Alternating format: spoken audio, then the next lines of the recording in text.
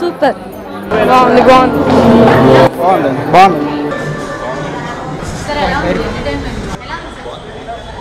మా అన్నయ్య అంటే నాకు ఎంత ప్రేమ అంటే ఎంత ఇష్టం అంటే అన్నయ్య గురించి ఎవడన్నా నెగిటివ్ మాట్లాడితే లాగి దౌడమే కొడతాను ఈ రోజు కూడా.